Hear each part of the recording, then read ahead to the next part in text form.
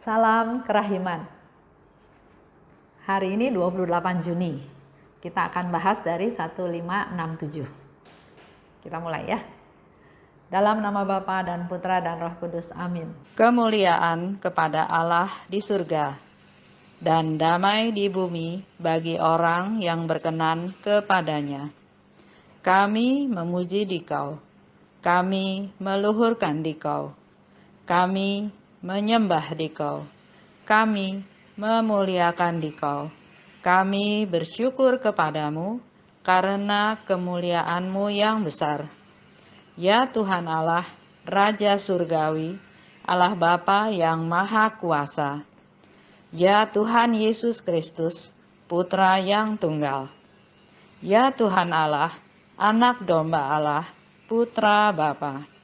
Engkau yang menghapus dosa dunia, kasihanilah kami. Engkau yang menghapus dosa dunia, kabulkanlah doa kami. Engkau yang duduk di sisi Bapa, kasihanilah kami. Karena hanya Engkaulah kudus, hanya Engkaulah Tuhan, hanya Engkaulah Maha Tinggi, ya Yesus Kristus, bersama dengan Roh Kudus, dalam kemuliaan Allah Bapa. Amin. Dalam nama Bapa dan Putra dan Roh Kudus. Amin. 1567. Ketika aku memegang pena, aku memanjatkan doa singkat kepada Roh Kudus dengan berkata, Yesus, berkatilah pena ini, supaya semua yang Kau perintahkan untuk kutulis dapat kutulis demi kemuliaan Allah.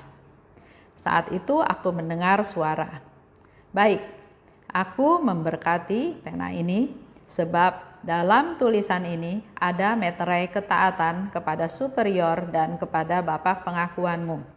Dan kenyataan itu sendiri sudah memberikan kemuliaan kepadaku, dan banyak jiwa akan memetik manfaat darinya. Putriku, aku minta dengan sangat supaya engkau menggunakan semua waktu luangmu untuk menulis tentang kebaikan dan kerahimanku. Sepanjang hayatmu, engkau harus terus bekerja untuk memperkenalkan kepada jiwa-jiwa kerahiman agungku bagi mereka, dan untuk menolong dan untuk mendorong mereka agar percaya akan kerahimanku yang tanpa batas. 1567 itu bicara tentang buku harian. Nah, sebelum saya bahas 1567, saya ingin ajak Bapak Ibu baca di 1160. Pernah aku berkata kepada Tuhan Yesus bagaimana Ia dapat membiarkan begitu banyak dosa dan kejahatan dan tidak menghukumnya. Ketika itu Tuhan menjawab aku memiliki kesempatan yang tak terbatas untuk menghukum. Karena itu aku memperpanjang masa kerahiman bagi mereka. Tetapi celakalah mereka kalau mereka tidak menyadari masa kunjunganku ini. Putriku, juru tulis kerahimanku, tugasmu tidak hanya menulis mengenai kerahimanku dan mewartakannya, tetapi juga memohon rahmat ini bagi mereka, supaya mereka pun dapat memuliakan kerahimanku. Saya ingin Bapak Ibu kembali ingat apa yang diminta oleh Yesus kepada Suster Faustina. Jadi tugasmu bukan hanya menulis tentang kerahimanku dan mewartakannya, tapi juga memohon rahmat bagi mereka supaya mereka pun dapat memuliakan kerahimanku. Jadi tugas Suster Faustina adalah menulis, mewartakannya, dan memohon rahmat bagi jiwa-jiwa itu supaya mereka juga dapat memuliakan kerahimanku. Kita lihat di 1567. Karena Suster Faustina tahu tugasnya adalah menulis, mewartakan, dan mohon rahmat, maka di awal dia mau menulis, waktu dia pegang pena, dia katakan, Yesus, berkatilah pena ini supaya semua yang Kau perintahkan untuk kutulis dapat kutulis demi kemuliaan Allah. Kita belajar ya dari Suster Faustina. Setiap mau melakukan sesuatu, dia berkomunikasi dengan Tuhan. Saya mau nulis nih, Tuhan berkati pena saya supaya apa yang saya tulis adalah untuk kemuliaan Tuhan. Kita belajar ya, jadi mau melakukan segala sesuatu, kita berdoa, singkat aja. Tapi kita sudah mengajak, menyertakan Tuhan dalam setiap langkah yang kita mau lakukan. Berdoa dan mohon berkat. Jadi berkat itu bukan supaya tulisannya bagus, tapi supaya apa yang ditulis itu bisa sesuai dengan apa yang Tuhan mau untuk kemuliaan Tuhan. Dan apa yang Yesus katakan? Aku memberkati pena ini sebab di dalam tulisan ini ada ketaatan. Jadi apa yang ditulis oleh Suster Faustina itu di situ juga mengandung satu unsur ketaatan. Bukan hanya taat kepada Tuhan Yesus, tapi juga taat kepada superior. Taat kepada Bapa pengakuannya. Dan Yesus katakan lagi, kenyataan ini memberi kemuliaan kepadaku. Yesus senang kalau taat. Bagaimana dengan kita? Kita sebagai umat Katolik, apakah termasuk yang taat? Yang ikut aturan? Atau yang mulai melanggar-langgar aturan? Atau enggak melaksanakan aturan yang ada? Contoh, ke gereja 1 minggu 1 kali. Enggak usah, Tuhan ada di mana-mana. Nggak usah, hujan, banjir, lain kali aja. Atau sebelum di masa Paskah atau Natal menerima sakramen tobat. Nggak perlu, saya bisa ngomong langsung sama Tuhan. Jadi ada aturan-aturan, nah, Tuhan itu suka dengan ketaatan, dengan kesetiaan. Dan selain itu, apa yang ditulis oleh Suster Faustina, selain ada unsur ketaatan, tapi juga di sini disebutkan bahwa banyak jiwa akan memetik manfaat dari catatan ini. Banyak jiwa, ya. Dari mulai diary ini ada sampai sekarang udah banyak dicetak ulang dan juga ke berbagai bahasa. Nggak usah jauh-jauh, untuk kita sendiri. Menurut saya kita semua memperoleh manfaat dari catatan ini. Bisa memetik manfaat dari catatan ini. Contoh ya, salah satu contoh aja. Kalau Bapak Ibu lihat di 873, di sana Suster Faustina berdoa begini pada Yesus. Yesus, saya minta agar orang yang akan mati hari ini terlepas dari api neraka. Jadi kita tahu Suster Faustina itu berdoa buat orang-orang yang sedang sekarat, dan kalau dia meninggal hari ini terbebas dari api neraka. Ya. Itu bukti kepedulian Suster Faustina kepada jiwa-jiwa, kepada orang-orang berdosa, kepada orang-orang yang sedang sekarat. Dan Suster Faustina berani minta seperti itu karena dia tahu Tuhan itu Maha Rahim. Dia nggak pilah-pilah, nggak bilang Tuhan yang baik supaya masuk surga atau yang dengan berbagai kategori, enggak. Di sini Suster Faustina bilang di 873 ya, agar orang yang akan mati hari ini terlepas dari api neraka. Itu doa yang berani kepada Yesus ya. Dia nggak mau peduli siapa yang mati, tapi pokoknya orang yang mati hari ini jangan sampai masuk ke api neraka. Ada kepedulian, ada perhatian, dan pasti ada silih yang Suster Faustina lakukan. Lanjut ya. Di situ Yesus bilang lagi, aku minta dengan sangat supaya engkau menggunakan seluruh waktu luangmu untuk menulis tentang kebaikanku dan juga menulis tentang kerahimanku. Menurut saya permintaan ini bukan hanya kepada Suster Faustina. Yesus juga mau kita kan nggak buta huruf, kita kan bisa nulis, kita kan punya kertas, kita punya waktu. Ayo kita juga mulai menulis tentang kebaikan Tuhan, tentang kerahiman Tuhan. Nanti ya, suatu hari Bapak Ibu kalau sudah rajin nulis, mungkin sebulan kemudian atau setahun kemudian, waktu catatan itu dibaca lagi, dilihat lagi, akan surprise bahwa saya pernah nulis seperti ini. Ya, jadi pengalaman harian, pengalaman hidup kita sehari-hari, coba ditulis dan disimpulkan atau dicari maknanya, intisarinya, dapat inspirasi apa, tapi Tuhan mau kita menulis tentang kebaikan Tuhan. Gampang kan ya nulis tentang kebaikan Tuhan? Bangun pagi, kita dikasih udara yang cerah, terima kasih Tuhan. Karena Engkau memberi udara yang cerah, memberi panca indera sehingga saya bisa melihat, memberi penciuman yang masih bagus sehingga saya bisa menghirup udara segar. Ada satu cerita. Ada satu orang kaya pergi ke satu daerah, ya. Daerahnya itu daerah bagus. Ini si orang kaya ini turis jalan-jalan. Dia ditemani oleh seorang orang, bukan tour guide ya, tapi orang lokal di situ. Dia lihat pemandangan, wah bagus ya, pemandangannya bagus ya. Sungainya bagus, gunungnya bagus. Dia memuji-muji penciptaan Tuhan. Pemandangannya bagus sekali, indah sekali. Dan di situ dia memuji Tuhan. Karena ciptaannya, alamnya bagus. Tapi dia heran, kenapa sih Bapak ini kok santai-santai aja, tenang-tenang aja. Terus dia tanya, kamu gak lihat ini pemandangan begitu indah? Dia bilang, biasa aja. Saya mana bisa lihat pemandangan yang indah seperti ini, menikmati, nggak bisa. Kerjaan saya adalah cari uang. Hidup saya susah, saya harus cari uang, saya harus memberi nafkah kepada istri saya, kepada anak saya, dan seterusnya.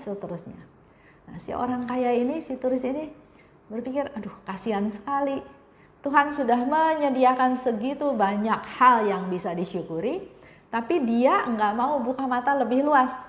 Dia taunya hanya lihat ke bawah, lihat masalah saya adalah cari uang untuk keluarga. Nggak menikmati apa yang Tuhan sediakan.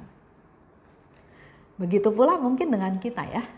Kita pun harus berani melihat wawasan besar dengan cara kita mulai menulis tentang kebaikan Tuhan.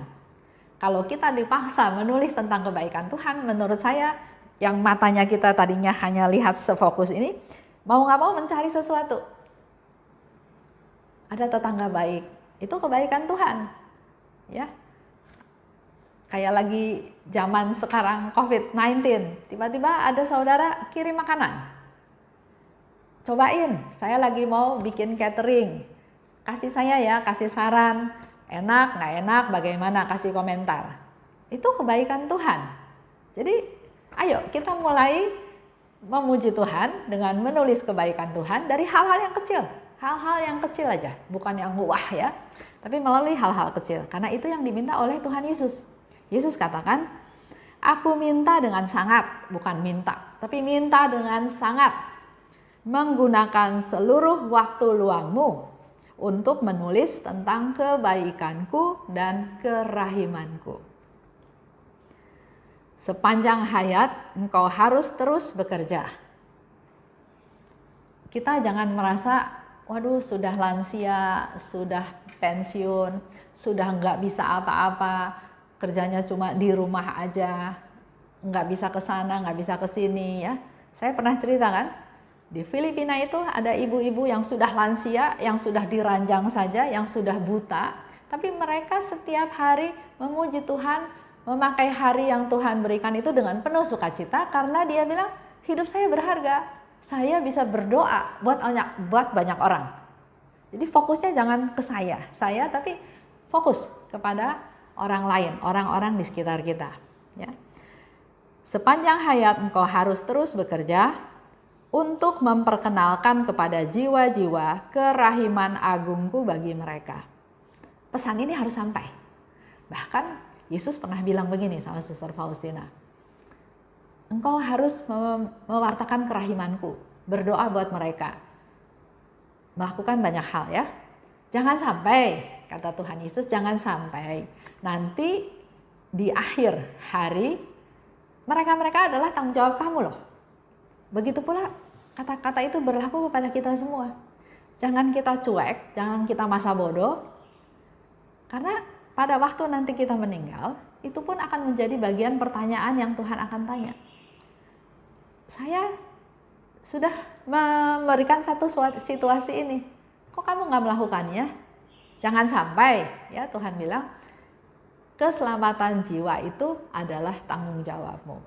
Nah, jangan sampai ya. Jadi pakai seluruh waktu yang ada untuk memperkenalkan kepada jiwa-jiwa dan untuk mendorong mereka agar mereka percaya akan kerahimanku yang tanpa batas. Memberitahukan, menginformasikan, juga mendorong, mensupport, membimbing, menasehati, menjaga, memelihara. Ya, itu yang perlu kita lakukan. Oke, sekarang evaluasi ke diri kita sendiri. Bagaimana dengan kita? Suster Faustina sendirian. Dia sendiri kan? Cuma dibantu oleh Bapak pengakuannya, oleh Pastor Sopotsko untuk menyebarluaskan kerahiman Tuhan.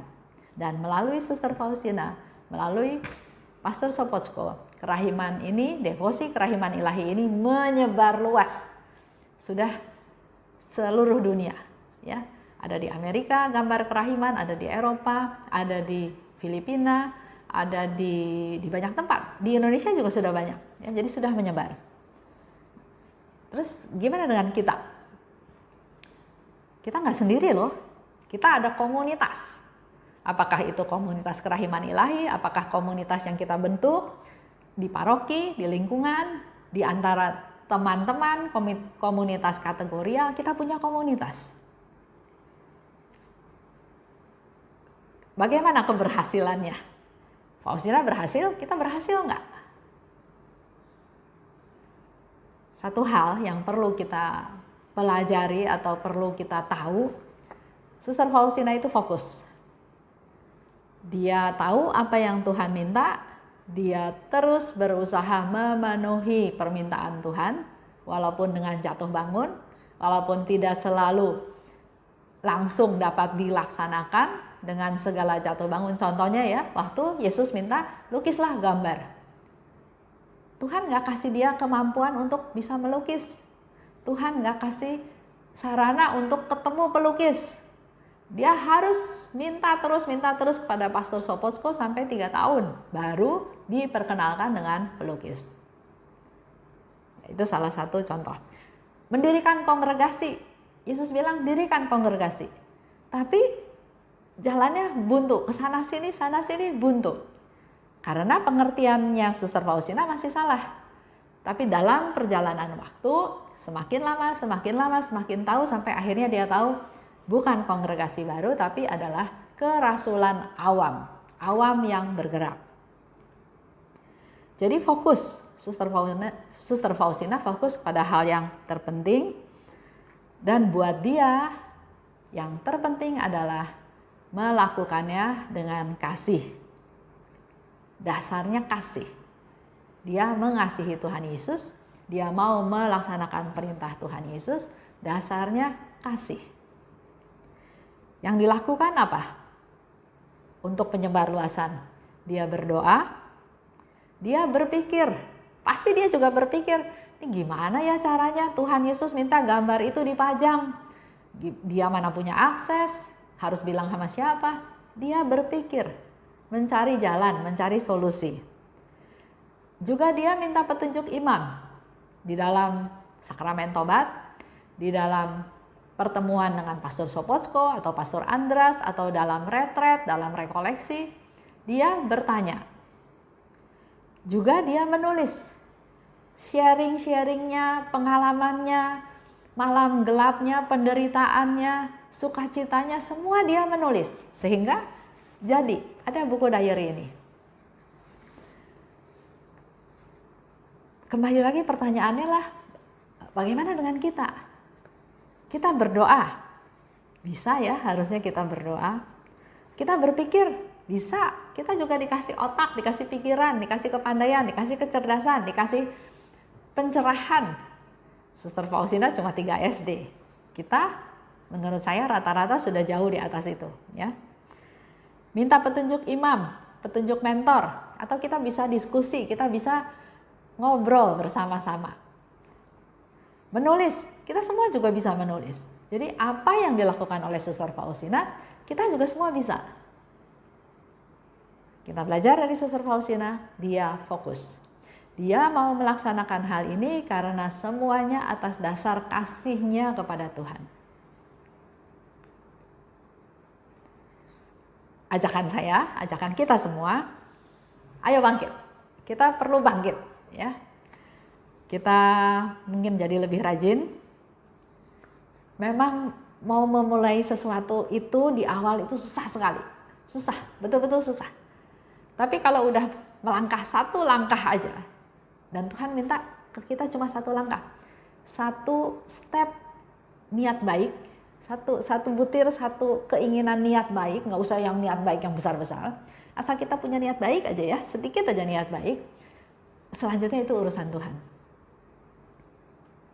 Jadi kita perlu punya komitmen, sedia kertas, sedia ballpoint. Kalau mengalami kasih Tuhan, dicatat, ditulis. Tuhan bilang, catatlah kebaikanku. Masa sih dalam satu hari nggak mengalami kebaikan Tuhan? Yang kecil-kecil aja. Ya, misalnya yang gampang, sakit perut, sakit sekali. Terus doa sama Tuhan, Tuhan, aduh saya sakit sekali perut saya. Jamah saya Tuhan. Dan terus sembuh. Itu kan kebaikan Tuhan. Jadi tulis, ya, tulis.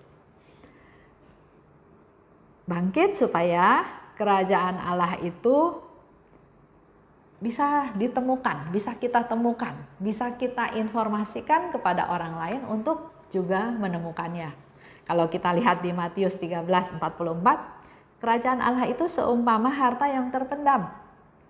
Kita diharapkan untuk menggali. Nggak bisa tiba-tiba harta itu keluar kelihatan, ya udah direbut orang, kita nggak bakal kebagian. Tapi kita perlu menggali, mencari, merenung, supaya kita mendapatkan harta yang terpendam tersebut. Suster Faustina menjadi teladan kita.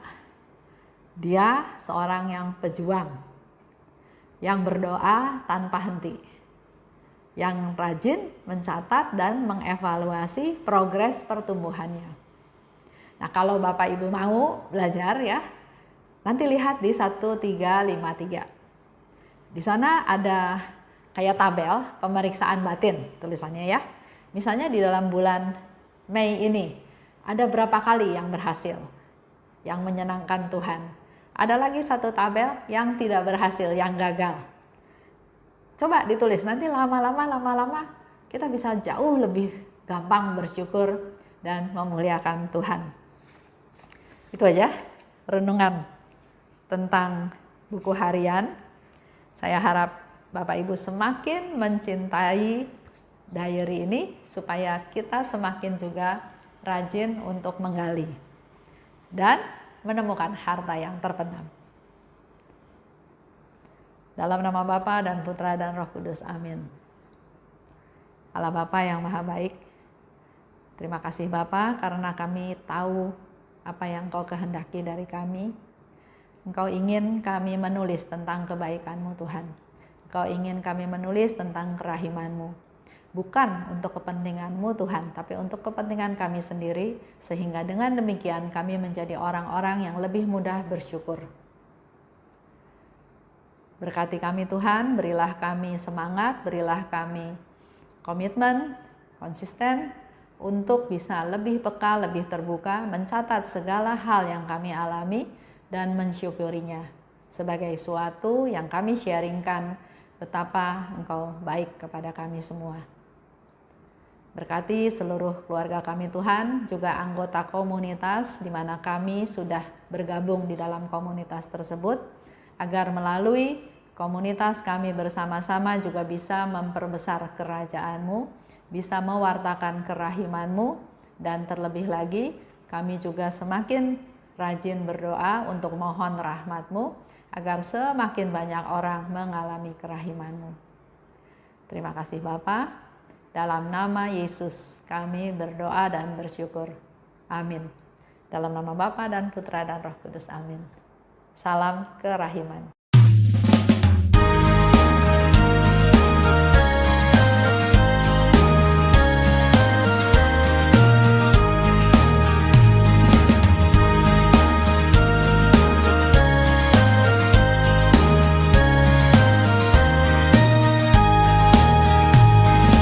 Berbahagialah jiwa yang menyerukan kerahiman Tuhan. dibela oleh Tuhan sebagai kemuliaan-Nya. Pujilah kerahiman Tuhan dengan mengandalkan kerahiman-Nya itu. Pujilah kerahiman Tuhan sepanjang hidupmu. Pujilah kerahiman Tuhan dengan mengandalkan kerahiman-Nya itu. Pujilah kerahiman Tuhan sepanjang hidupmu.